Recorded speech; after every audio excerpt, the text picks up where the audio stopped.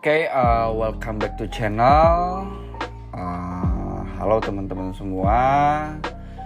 Terima kasih udah mau nonton tayangan video ini ya. Izin memperkenalkan diri. Nama saya Rian Lukman Hakim. Saya mahasiswa optometri Ukrida. Di sini saya mau sharing atau berbagi ke teman-teman semua ya. Tentang pencahayaan yang baik sebagai penunjang kesehatan mata. Sebelumnya mohon maaf kalau ada kesalahan baik secara ucapan ataupun tulisan selama video ini berjalannya. Teman-teman semua. Langsung saja kita ke pembahasan. Untuk latar belakang sendiri, intensitas pencahayaan sangat dibutuhkan oleh semua orang agar saat mengamati segala objek kegiatan bisa lebih cepat, nyaman, dan aman tentunya ya. Setiap pekerjaan memerlukan intensitas pencahayaan yang baik dikarenakan perlu untuk meningkatkan kefokusan dan ketelitian mata saat melihat objek. Intensitas pencahayaan yang tidak memenuhi standar dapat mengakibatkan kelelahan mata, sehingga efeknya membuat mata tidak sehat, tidak maksimal dalam melihat dan mengerjakan apapun. Jadi kuncinya tatkala misalkan intensitas pencahayaan tidak sesuai, baik terlalu berlebihan kah atau kekurangan kah, yang dapat mengakibatkan titik kefokusan atau titik penglihatan tidak nyaman. Nah, dari latar belakang ini saya tertarik untuk membahas tentang pencahayaan yang baik sebagai penunjang kesehatan mata. Untuk slide selanjutnya yaitu apa sih pencahayaan? Mungkin teman-teman di sini udah ada yang tahu apa sih pencahayaan. Mungkin izin menjelaskan juga ya. Pencahayaan atau iluminasi dianalisis sebagai suatu penggunaan cahaya yang disengaja untuk mencapai efek praktis atau estetik. Jadi pencahayaan mencakup kedua sumber. Yang pertama pencahayaan buatan seperti lampu, yang kedua pencahayaan alami dengan menangkap cahaya siang hari.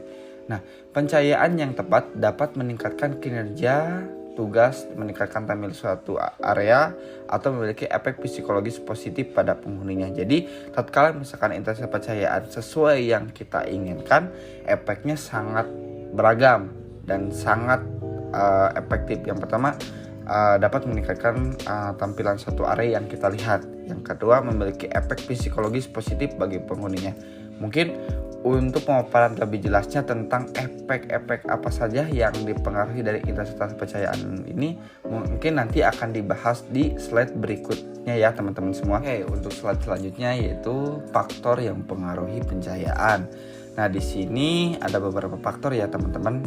Yang pertama, pencahayaan alami, yang kedua pencahayaan buatan, yang ketiga kualitas pencahayaan, yang keempat sistem pencahayaan ya, terutama teman-teman semua. Dimana di sini kita akan bahas satu-satu perihal faktor-faktor ini ya teman-teman. Faktor yang pertama yaitu pencahayaan alami, dimana pencahayaan alami dianalisis sebagai pencahayaan yang memiliki sumber cahaya yang berasal dari alam, seperti matahari, bulan, bintang, dan lain-lain. Matahari adalah satu sumber pencahayaan alami yang paling utama dan sangat murah. Namun sumber pencahayaan ini tergantung kepada tepat waktu, siang hari atau malam hari, musim, cuaca, cerah mendung, berawan, dan lain-lain. Oleh karena itu pencahayaan alami memiliki kualitas penerangan yang sangat baik sebagai penunjang. Nah, pencahayaan alami ini memiliki khasiat yang sangat banyak teman-teman, terutama untuk tubuh kita ya, dan utamanya untuk mata. Tetapi pencahayaan alami ini ada beberapa kekurangan juga teman-teman. Mungkin salah satunya yaitu dipengaruhi malam atau malam siangnya. Jadi karena kan matahari cuma ada di siang hari ya teman-teman. Next untuk slide selanjutnya yaitu yang kedua kualitas pencahayaan, dimana untuk kualitas pencahayaan ini menghasilkan beberapa efek yang timbul ya teman-teman semua. Nah, kualitas pencahayaan ini timbul dari intensitas pencahayaan yang terlalu berlebihan kah, terlalu kekurangan kah. Yang efek timbulnya itu membuat beberapa faktor ini ya teman-teman. Yang pertama, faktor yang timbul dari kualitas pencahayaan yaitu kurang jelas, yang kedua tidak fokus, yang ketiga tidak nyaman. Dimana tatkala misalkan kualitas pencahayaan tidak sesuai yang diinginkan, atau misalkan terlalu berlebihan kah, terlalu kekurangan kah, efek yang timbul yaitu kurang jelas, dimana saat melihat objek seseorang tidak akan jelas karena memang intensitas pencahayaannya tidak sesuai yang apa dia inginkan. Terus yang kedua tidak fokus. Nah, tidak fokus ini timbul dari kurang jelasnya seseorang saat melihat objek, karena memang dipengaruhi tadi yaitu karena memang faktor intensitas pencahayaan. Yang ketiga merasa tidak nyaman karena memang diakibatkan yaitu tadi kurang jelas, tidak fokus, sehingga membuat seseorang untuk melihat objeknya menjadi tidak nyaman. Oke, untuk selanjutnya yaitu faktor ketiga yaitu pencahayaan buatan. Oke, pencahayaan buatan dianalisis sebagai suatu pencahayaan yang berasal dari sumber cahaya buatan manusia ya teman-teman, yang dikenal dengan lampu atau luminer. Nah, pada cuaca yang kurang baik dan malam hari pencahayaan buatan sangat dibutuhkan ya teman-teman, dimana perkembangan teknologi sumber cahayaan buatan memberikan kualitas pencahayaan buatan yang memiliki kebutuhan manusia. Nah, seiring berkembangnya zaman ya teman-teman semua, untuk pencahayaan buatan ini beragam dan memiliki inovasi-inovasi baru dari tahun ke tahun, dari bulan ke bulan, karena memang banyak inovasi ya teman-teman. Nah, pencahayaan buatan ini mempengaruhi si intensitas pencahayaan atau penglihatan juga ya teman-teman, karena kadang-kadang untuk pencahayaan buatan ini memiliki intensitas pencahayaan yang terlalu berlebihan kah, terlalu kurang kah. Kadang-kadang biasanya yang saya temui itu untuk pencahaya buatan ini terlalu berlebihan, karena memang untuk intensitasnya bisa diatur berbeda dengan pencahayaan yang alami. Oke, untuk slide selanjutnya yaitu faktor sistem pencahayaan, di mana untuk faktor sistem pencahayaan ini memiliki beberapa aspek. Yang pertama direct, semi direct, general diffusing, semi-direct and translucent, plastic bond. Yang terakhir yaitu indirect, di mana untuk direct yaitu arah pencahayaan. Untuk arah pencahayaannya sendiri sekitar 60% cahaya diarahkan ke bawah di bidang kerja, sehingga untuk titik fokus objeknya itu yaitu ke titik pencahayaannya ke objek yang di bawahnya. Nah, yang kedua yaitu sistem pencahayaan semi langsung atau semi direct, ya, di mana untuk pencahayaan semi direct ini langsung mengarah cahaya 45% ke arah bidang kerja dan 30% ke arah atas. Jadi untuk pencahayaannya sendiri semi direct itu agak berbeda dengan direct, di mana untuk direct sendiri lebih ke titik fokusnya ke bawah, di bawah lampu penerangan. Nah, sedangkan untuk semi direct ini lebih ke pencahayaannya ke arah langsung ke bawah, tetapi untuk 30%-nya ke arah atas. Jadi tidak fokus ke satu objek saja. Nah, untuk yang ketiga yaitu general diffusing atau sistem pencahayaan setengah langsung, di mana untuk pencahayaan setengah langsung ini sifatnya hampir sama dengan pencahayaan semi langsung, namun arah pencahayaannya lebih merata ke semua bidang ruang, yakni 40% ke atas, 40% ke bidang kerja. Nah, sifat pencahayaan seperti ini menekan pada titik bidang kerja dalam suatu ruangan dan memiliki intensitas penerangan yang sama, sehingga tidak menimbulkan perbedaan intensitas penerangan yang terlalu tajam dalam satu titik sudut ruangan. Jadi untuk kanal diffusing ini balance antara ke atas dan ke bawah ya teman-teman. Maksudnya ke atas bawah tuh baik ke atas lampu maupun ke bawah tuh untuk secara pencahayaan sama-sama merata. Nah, yang keempat itu semi indirect, translucent, dan plastic brown atau sistem pencahayaan semi tidak langsung. Mohon maaf ya kalau misalkan Mimin saat membacakan bahasa Inggrisnya terlalu belepotan ya teman-teman semua. Nah, untuk pencahayaan semi tidak langsung ini biasanya digunakan pada ruangan tertentu ya teman-teman semua, karena penggunanya tidak memerlukan pengenalan objek suatu benda dan tidak terlihat secara detail, sehingga 75% cahaya yang diarahkan ke atas akan dipantulkan kembali. Nah, jadi untuk yang semi indirect ini distributornya yaitu diarahkan ke atas. Nah, nanti pemroduksiannya saat diarahkan ke atas nanti untuk caranya bisa dipantulkan ke bawah ya teman-teman. Nah, biasanya untuk pencahayaan ini digunakan untuk untuk mengenali objek secara detail ya teman-teman. Jadi pencahayaan semacam ini tidak menimbulkan kesilauan karena tidak ada arah cahaya yang terfokus pada suatu bidang. Jadi, nah, efek pencahayaan semi direct translucent plastic ground ini lebih ke yang dimanfaatnya itu pantulannya agar tidak ada kesilauan. Nah, yang terakhir yaitu indirect, yaitu sistem pencahayaan tidak langsung, di mana untuk sistem pencahayaan tidak langsung ini arah pencahayaannya 80% diarahkan ke atas teman-teman. Nah, ke arah bidang bawahnya itu 0% banget, jadi nggak ada pantulannya juga. Nah, sehingga pencahayaan untuk suatu ruangan dihasilkan dari pantulan cahaya teman-teman. Jadi pantulannya itu langsung ke bawah, jadi ini nggak ada beberapa persennya ke bawah kayak semi direct, tapi langsung ke atas semuanya 100%. Jadi nanti efeknya pantulannya langsung ke bawah semuanya teman-teman. Nah, arah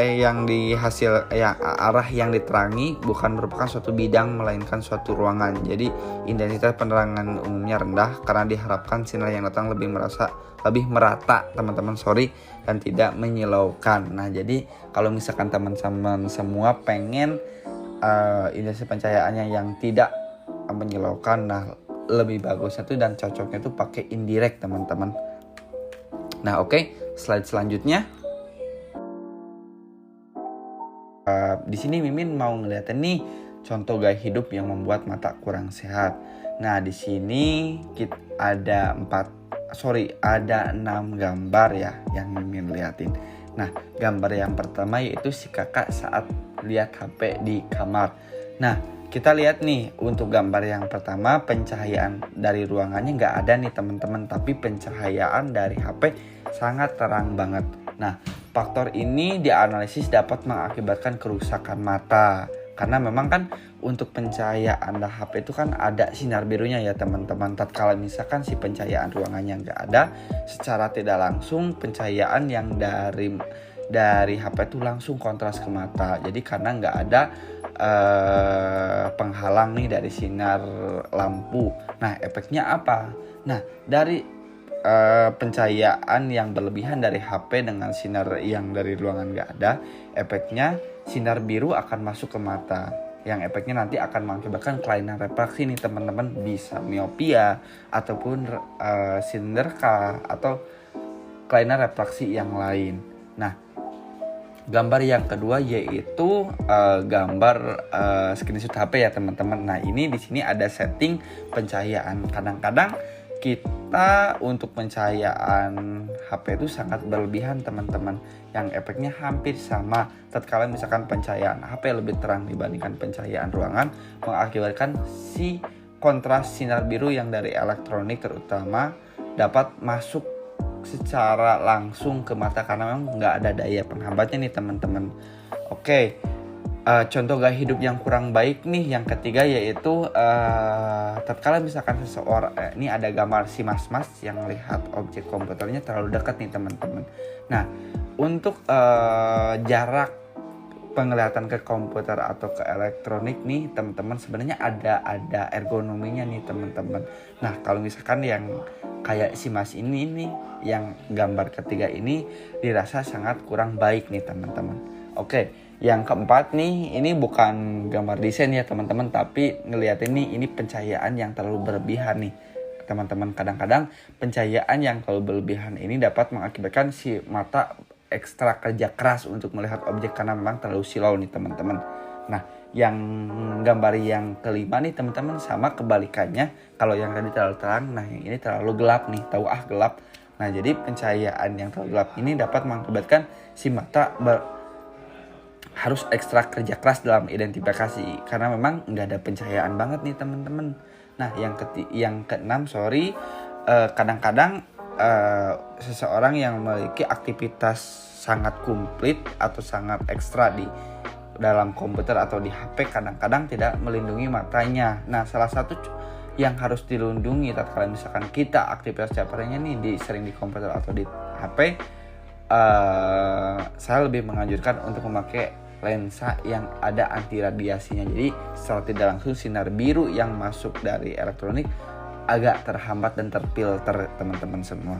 Oke, next slide selanjutnya. Efek yang timbul. Nah tadi kan Mimin ngelihat ini contoh-contoh gambar yang gaya hidupnya kurang baik nih saat intensitas pencahayaan. Nah ini efek yang timbul kalau misalkan teman-teman gaya hidupnya kayak slide yang tadi gambar-gambarnya. Nah yang timbul itu efek kelelahan mata nih teman-teman. Nah apa sih kelelahan mata? Nah kelelahan mata timbul sebagai stres intensif pada fungsi-fungsi mata seperti terhadap otot-otot akomodasi. Nah kelelahan mata dapat dipengaruhi dari kualitas iluminasi dan distribusi cahaya. Nah kualitas iluminasi adalah suatu tingkat pencahayaan yang dapat mempengaruhi pada kelelahan mata. Penerangan yang tidak memadai akan menyebabkan otot iris mengatur pupil sesuai dengan intensitas penerangan yang ada. Nah, kualitas iluminasi meliputi jenis penerangan, sifat fluktuasi, serta warna penerangan yang digunakan distribusi cahaya yang kurang baik. Nah, jadi efek kelelahan mata ini banyak nih teman-teman, menjadi nggak fokus, menjadi kurang nyaman lah intinya ya. Kalau misalkan menjadi kelelahan mata. Oke, next slide selanjutnya. Nah, di sini Mimin ada manajemen. Maksudnya manajemen di sini maksudnya perawatan yang baik nih buat teman-teman semua supaya tidak timbul kayak kelelahan mata dan efek-efek yang lain nih. Yang pertama, mengistirahatkan mata. Diusahakan harus mengistirahatkan mata minimal untuk tidur tuh 8 jam teman-teman ya, semua. Nah yang kedua, memanfaatkan cahaya alami nih. Kalau misalkan diusahain nih teman-teman harus bangun pagi-pagi nih, karena pencahayaan alami matahari itu terutama pada saat pagi hari itu sangat baik teman-teman, terutama bagi mata, bagi tubuh semua lah intinya. Yang ketiga, melindungi mata nih. Kalau misalkan teman-teman semua aktivitas setiap harinya itu sering di komputer atau di luar ruangan, istilahnya minimal pakai lensa, pakai kacamata lah istilahnya yang ada anti radiasi sama anti UV-nya supaya bisa melindungi mata kita dari paparan sinar biru dan paparan sinar matahari yang terlalu berlebihan teman-teman. Yang keempat yaitu mengatur pencahayaan nih, diusahain buat teman-teman semua karena kan HP itu ya udah jadi kebutuhan primer nih buat kita semua nih. Diusahain untuk pencahayaannya tuh harus diatur teman-teman supaya nanti untuk kontras sinar biru yang masuk dari HP itu nggak terlalu banyak nih ke mata nih teman-teman. Oke, yang terakhir tuh atur posisi duduk. Tadi kan di slide sebelumnya nih yang intensitas pencahayaan yang kurang baik itu terlihat nih si mas-mas yang duduknya terlalu berlebihan. Nah ini ergonomi yang baik sesuai untuk tatkala kita melihat objek komputer atau misalkan objek elektronik yang lain nih. Jadi jangan terlalu dekat nih teman-teman. Oke, next. Untuk selanjutnya di sini Mimin mau ngeliatin ada video, cuplikan video ya teman-teman. Mohon maaf misalkan ada kekurangan dari video ini. Oke, boleh dilihat teman-teman. Pencahayaan yang baik pada sebuah ruangan sangat dibutuhkan, apalagi untuk sebuah hunian dalam menciptakan kenyamanan, keindahan, dan keharmonisan. Pencahayaan yang baik akan menjadi modal utama yang perlu diperhatikan. Kenapa? Karena pencahayaan yang baik akan mampu berpengaruh terhadap beberapa sisi kehidupan kita. Penerangan dengan penempatan yang pas akan mampu memperbaiki mood kita, seperti warna dan intensitas cahaya akan mampu memberikan pengaruh pada jiwa secara tersendiri. Penerangan yang baik dapat menciptakan pesona keindahan. Cahaya memiliki estetika dalam kehidupan, keberadaan cahaya dalam setiap tempat memiliki kesan tersendiri. Cahaya mampu memberikan warna pada setiap ruang. Pencahayaan bukan hanya sekedar penerangan saja, namun juga berfungsi sebagai penjaga kesehatan kita. Dengan penerangan yang baik, maka akan mampu menjaga mata kita sehingga tetap fokus dan maksimal dalam bekerja ataupun dalam hal lainnya. Inlight Smart Saver LED Lighting.